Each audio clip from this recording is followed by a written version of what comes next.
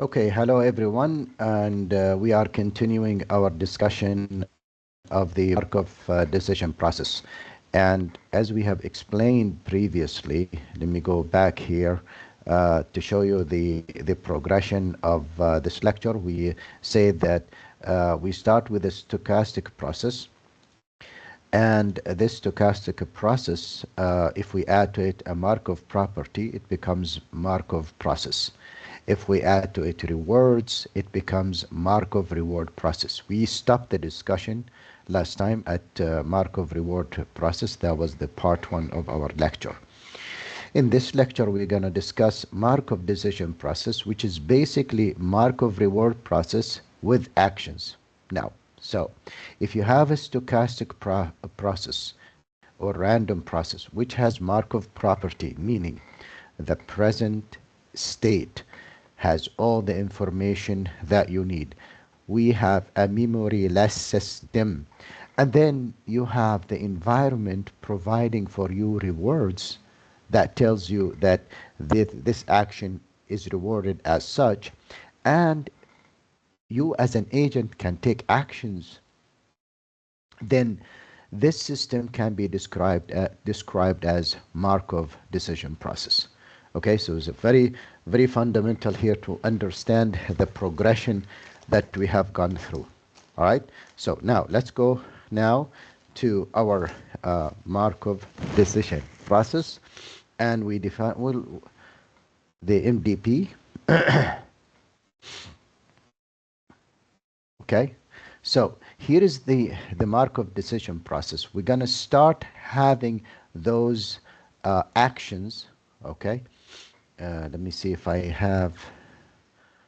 Okay, so here is the Markov decision process. We're going to start having those actions like in this state. I can have this action or this action, and the fundamental difference here is that when I leave the state of doing an action here, like this action, I'm going to have rewards on the actions. Okay, so the Markov decision process here can be defined as a tuple of states. The S is a set of states, actions, finite set of actions, and this P is the state transition probability matrix. Okay, this is the state transition probability matrix, and the R is the reward function. Okay, and this is the discount factor. Okay, so now again, the fundamental difference between one of the fundamental differences between the Markov decision process and Markov reward process. In Markov reward process, we used to have rewards when I leave the state. Any time I leave the state, I would have a reward. So if I leave this state, for instance, my reward is -2. Okay, but in the Markov decision process, the rewards are associated with the actions. If I leave this state with this action, my reward is -1. If I leave the state with this action, the same state, this is my reward. Okay, all right, fundamental difference. Now, and we say these actions in our graphs, they will be marked as red. Okay, let's take an example of this state here, which is class 3. I leave this state with an action that I'm going to the cave, but I don't have a state here. After I leave this action, after I take this action, I want to end up with one of these 3 states with the probability of 20%, 40%, and 40%, completely legal. So I can take an action, right, that is dictated by the policy, and we're going to talk about the policy very soon. But even when I take the action, there could be a probability where I end up. All right, so the action, for example, right here, when I take this action, for sure it will take me from this state to this state. But this action over here, I don't know what's my destination state because this is probability here and here and here. So In this state, the probability of going to this state is 100%. But in this state, if I leave this state and take the KIF action, I will end up with this state C1 with 20%, 40%, and 40%. So these are the flavors of taking actions. An action that takes you to multiple states with a probability where you can go, or an action which takes you to a determined state. Okay. Now we define a policy. Okay. Policy pi defines the behavior of an agent. Given state S, what is action that will be taken by the agent? Okay, so this is really a distribution of actions given the states, right? So I have states and I can have an action per state. This definition is given by the policy. Well, in the next example, we'll see how this is going to be illustrated. We can extract Markov process and Markov reward process from Markov decision process, and this is because the Markov decision process contains everything. It contains the states, the actions, the transition probability, the rewards, the discount. So I can really extract a Markov process and a Markov reward process from the NDP. Here we define a very important definition, which is the value function. The value function really talks about the expected returns. And the expected returns is the expected total discounted reward. So I can talk about state value function, which is the expected return starting from this state. So for example, this state here, okay, this expected return, the state value function given the policy pi is really the expected return, okay, starting from this state. We know that this is the total return here, the GT, and this can be expanded as such. And we know that from this gamma onwards, we can sum up those terms and use can sum up and use this earlier definition, but it's for the next state. So the expected return, okay, or the state value function, okay, is equal to the expected return of the next reward plus the discounted state value function of the next state, given that I'm starting at state S. We can talk about action value. Now here we talked about the state value. Here we talk about the action value. So the action value, if I take an action A from state S, it is the expected return starting from state S.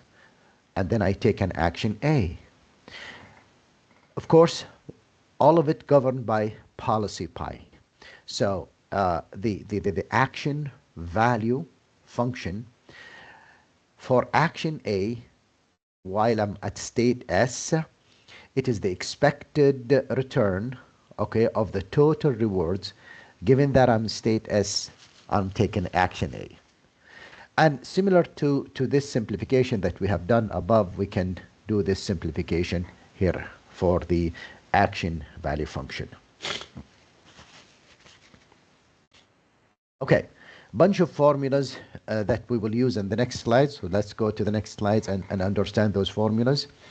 Bellman equation. So let's start by trying to express the state value function. So the state value function here can be illustrated by this example. In this example, what I have a state S0. There are two actions, action A1 and action A3 and action A2. And for each action, I have an associated reward, R1, R2, and R3. If I take action A1, then for a probability of 100%, I'm going to end up at S1. If I take action A3 with a probability of 100%, I will end up with S5.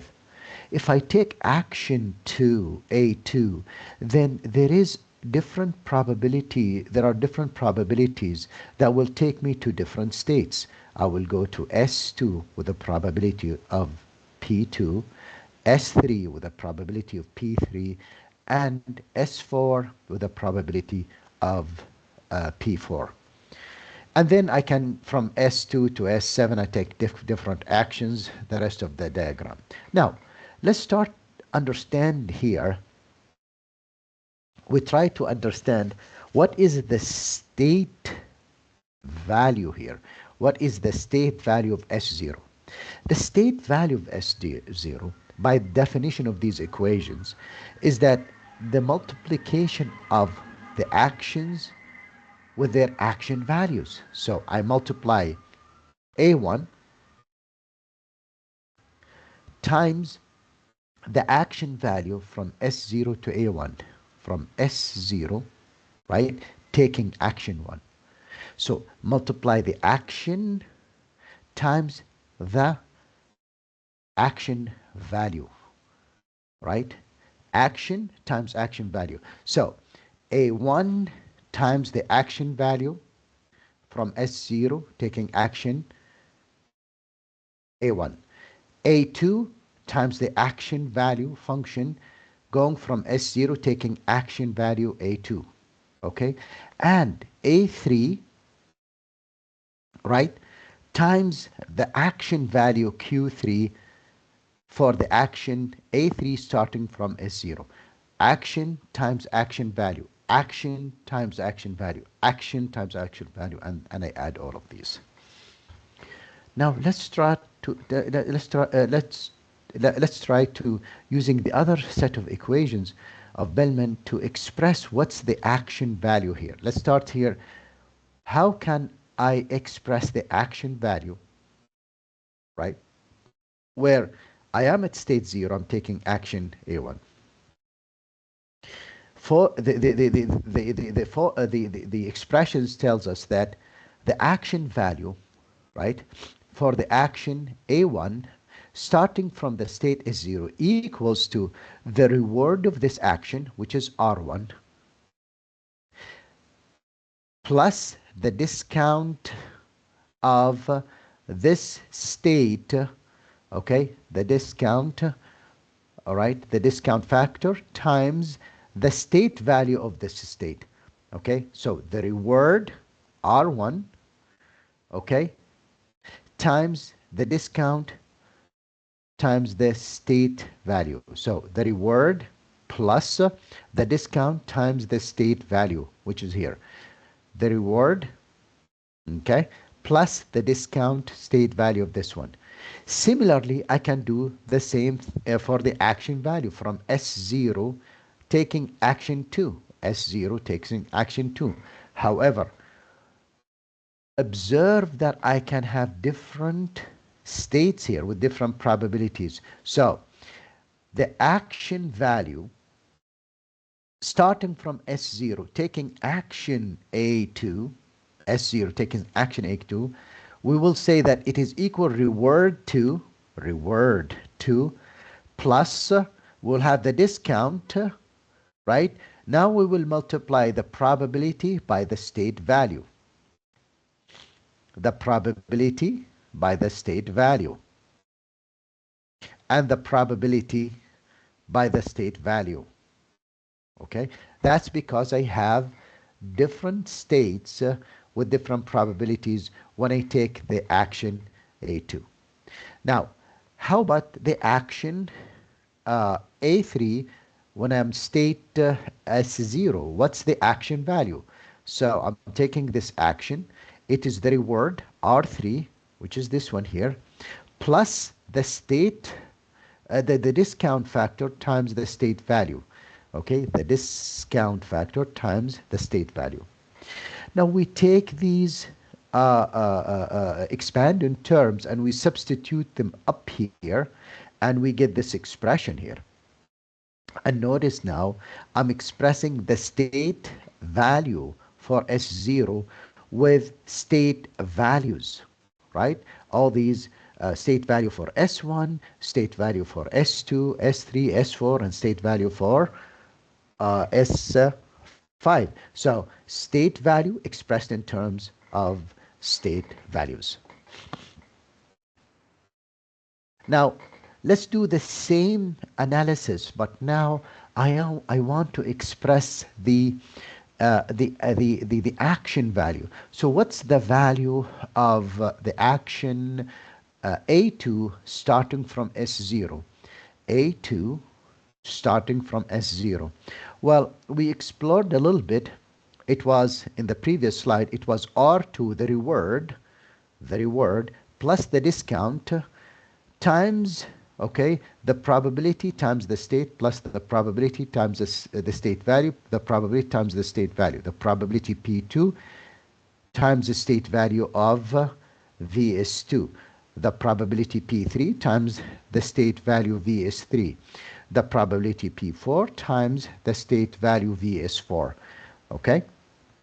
Now, it is interesting to see what is the state value VS2. What is the state value here? Well, the state value from the Bellman equation tells us that it is the action, right, A7 times the state value. The state value of what? Of taking action 7 from state 2. So the state value, which is this one here, the state value equals action 7, right, times the action value of 7 from state 2. So so the state value, it is the action times the action value of taking action 7 from state 2. And since I have only one action, if there are multiple actions, I will add them. I will say A7 times the action value plus whatever action. But I have only one action here. Now, for the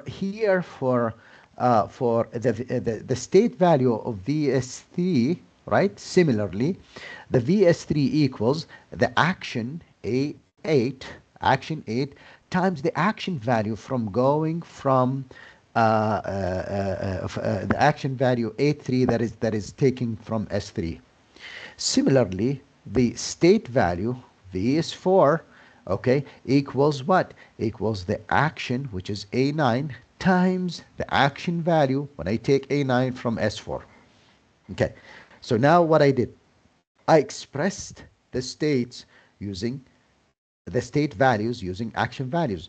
Now, let's see if I can substitute those values here for VS2, VS3, and VS4 into this equation. And if I do, now I have expressed the action value, which is this one here, in terms of action values. Similar to what I have done here, I have expressed the state value in terms of state values. Okay? So what this illustrates to me is the very fundamental issue and advantage about Markov decision process. We can really ping pong between state values and action values. Give me the state values, I can give you action values. Give me action values, I can give you state values. That's one conclusion. The other conclusion is that the state values can be eventually expressed only by state values. So if I have a machine only what I have state values, I can solve my problem. The action values also can be eventually expressed by action values. So if my system expressed in action values, I can compute everything using action values. So these are fundamental conclusions and simplifications actually for the Markov decision process. Okay, so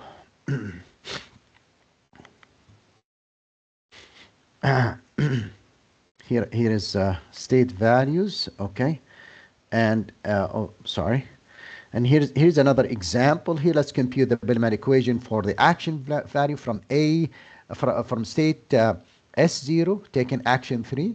So this is again reward 3 plus the discount. Okay, so reward 3 plus the discount. Okay, and what? An action value 10 times the action value of 10 leaving state S5.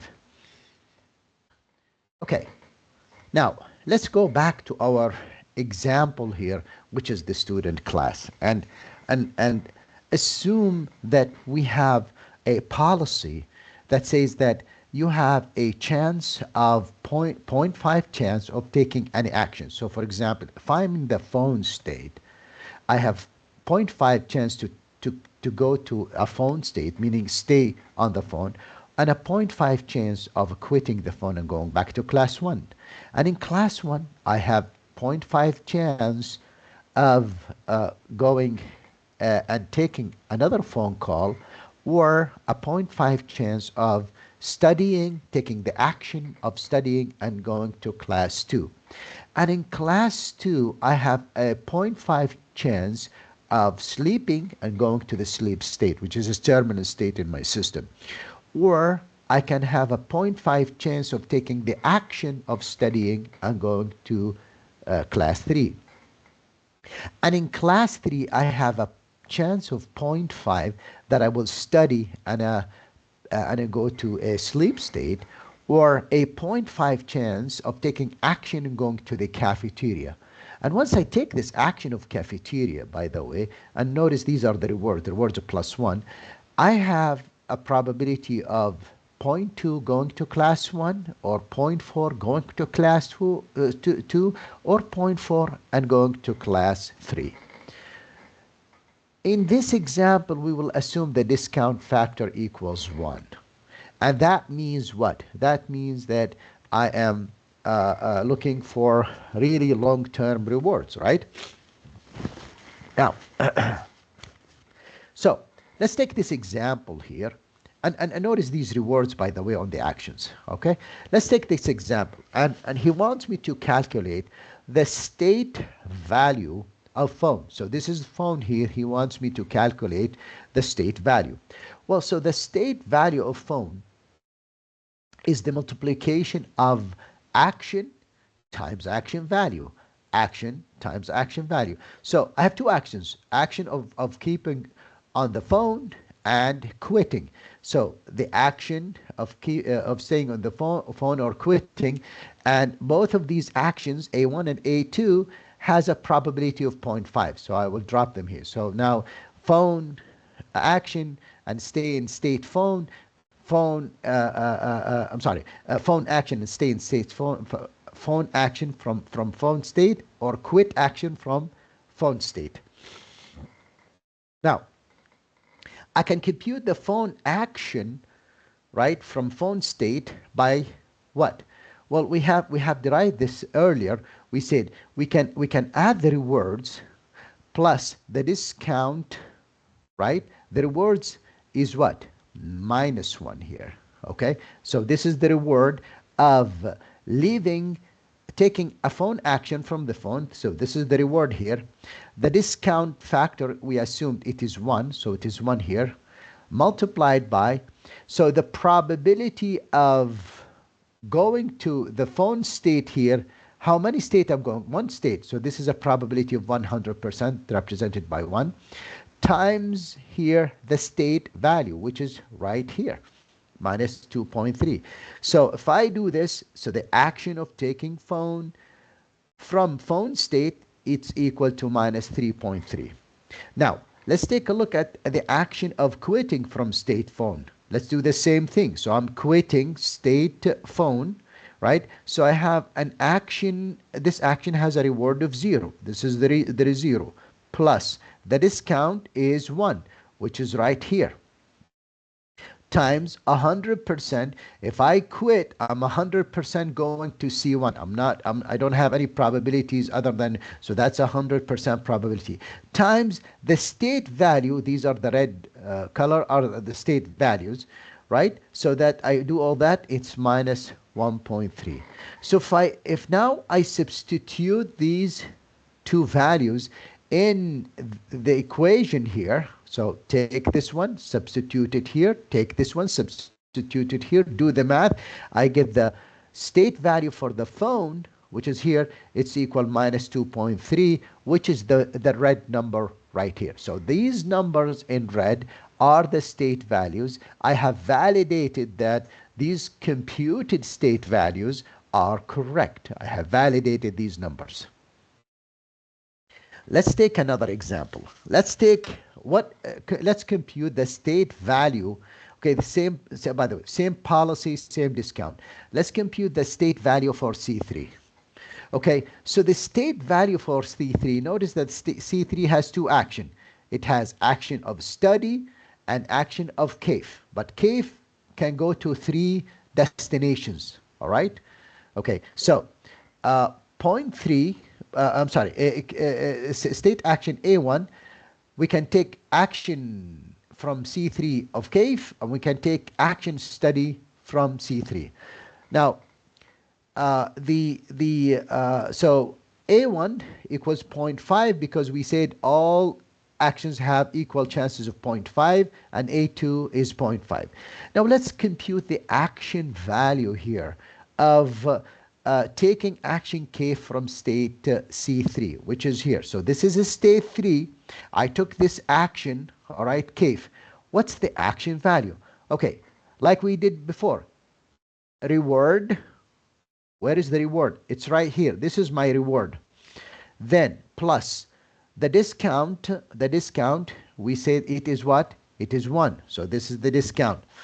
Times the probability of going to C1, probability of going to C1, plus the probability of going to C2, probability 0.4 going to C2, which is 2.7, plus the probability of going to C3, the probability 0.4 going to C3, which is 7.4. You add all that up, you get 4.4, which is the action value, which is the action value of taking K from C3. Okay, so similarly, let's compute the action value of a study from C3. So it's equal to reward. This is the reward, 10. Plus 1, the discount factor, multiplied by, since I'm going to one state, so the 100%, this represents 100%, 1 times, what is the state value? 0. Okay, you add this up, you get 10. Now, substitute this value here and this value here, and let's evaluate VC3, and it is equal to 7.4, which is what has been illustrated here in the diagram, which are the red values are the state values. So in this example, we validated that the computed state values are correct by computing the state values through action values. Now, similar to what we have done in the Markov reward process, we can solve the Bellman expectation equation by this matrix representation, and this is a direct solution, but keep in mind that these solutions are appropriate only if we use them, right, for a small scale designs. Now, for these equations to be solved, somehow we need to know, so this is the solution, but you need to understand how you can construct these reward function for policy pi and probabilities for policy pi. So let's see how we can do that. In this system here, which is the class, every state has 2 actions. You see this phone has action A0 and A1, which is basically the phone. We will designate it as A0 and quit as A1. Similarly, C1 has 2 actions, A0, which is the action phone, and A1, which is the study. And C1 has a study action, we'll designate it as A1, and a sleep as A0. Finally, C3 has 2 actions, the CAFE, we designate it as 0, and the study as A1. Notice here that we can represent the actions here in an action matrix following the policy pi. So we can express the action matrix under policy pi like so. Okay, what is in here? These are the chances of going to any action from, so these are the states and these are the actions. So the chance of going from a state phone, right, to any action, A0 or A1, A0 being phone, A1 being quit, is 0.5 for all of them. Okay, because we stated that all actions have equal chances.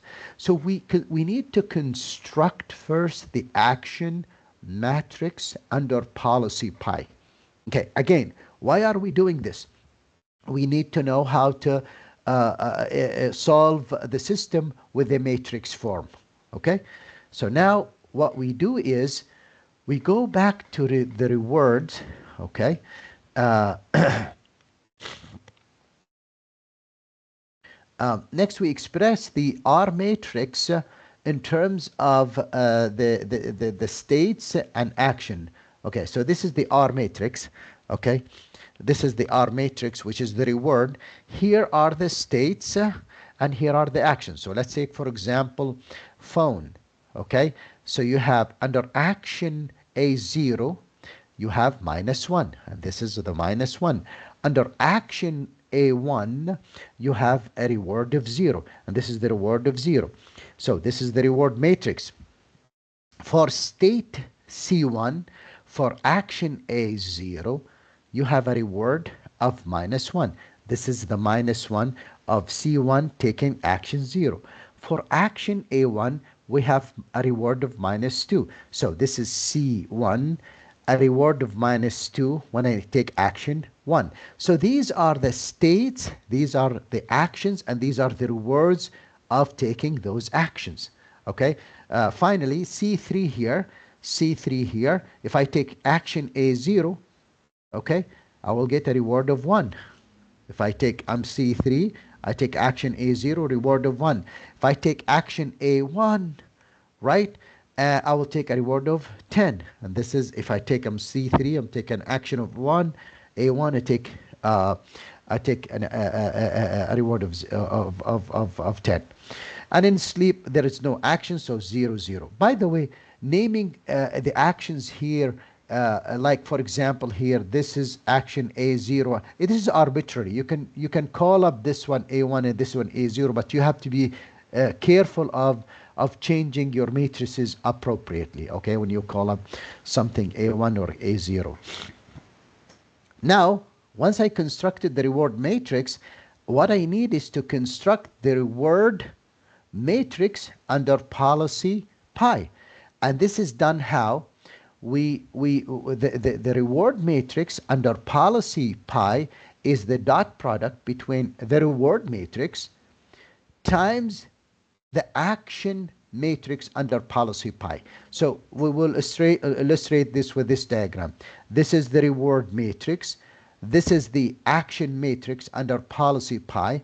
And we do a dot, which is row dot, meaning I multiply this row times these values as illustrated here.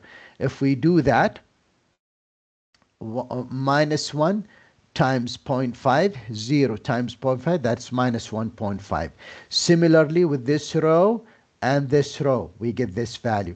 This row and this row, we get this value. This row and this row, we get this value.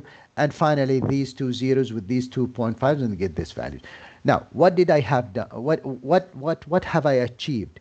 What I achieved is I computed the reward vector under policy pi. Okay, the reward vector under policy pi, and I called it matrix by mistake. But to compute this, I did what? I multiplied the reward matrix times the reward times the action matrix under policy pi. Okay, so this is the reward vector under policy pi. Now, what I need to do now is to compute to represent the state transition probability matrix, which is P, and I have to have two of these matrices. One matrix for action A0 and one matrix for action A1. And now notice, for example, let's say I am in here are the states that are what?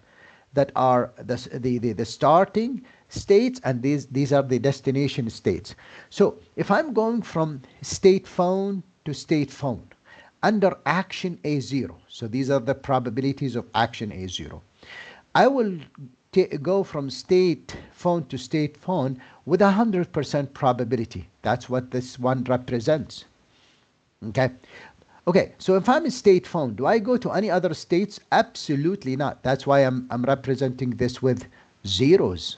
Okay, so let's go now to state 3 here. If I take action A0, so state 3, C3 or class 3, if I take action A0, where would I end up?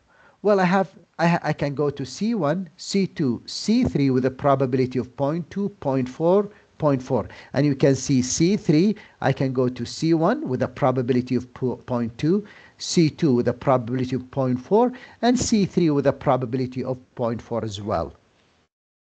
So that captures what?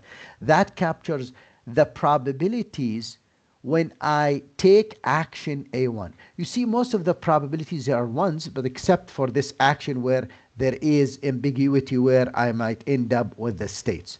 Similarly, I construct a state transition probability matrix for the actions of A1. Okay, so you can, let's say for example, I am in C2 here. I am in C2 and I take A1. Well, that means I'll go to C3 with a probability of 100%. So C2, I take an action, A1, I will go to C3, which is right here. This is C3. So this is represented with A1. So if I am in C3 and I take an action A1, I'll go to sleep. So C3, I take an action with a probability of 100%, okay, and I go to sleep, okay? Now, so I have two matrices, probabilities for A0, probability for A1. Now, I need to construct the probability, the state transition probability matrix under policy pi. And how do I do that? Well, we do that with a special row dot product, row dot. So this is how we do it. First of all, these are the two matrices, the PA0, the PA1, which we computed from the last slide. This one here is my action matrix under policy pi. I take this A0 row, column, and I place it here. I take this column A1, then I place it here. And then what I do, I multiply this 0.5 here, okay, by this row, and I multiply this 0.5 by this row, and I add up the two rows, and I get a final row here. Similarly, I take this second row, and I multiply it with 0.5, and the second row I multiply it with 0.5, and I add them and I to get this second row. Okay, I do this for the rest of the rows, and my goal is to do this row by row, position by position, multiply every position by 0.5, which is that here, and every position by 0.5, add them position by position, and produce the final state transition probability matrix under policy pi. You see, these are probability matrices. These are state transition probability matrices, but everyone represent an action. But now, when I multiply them with the action matrix under policy pi, I will end up with the probability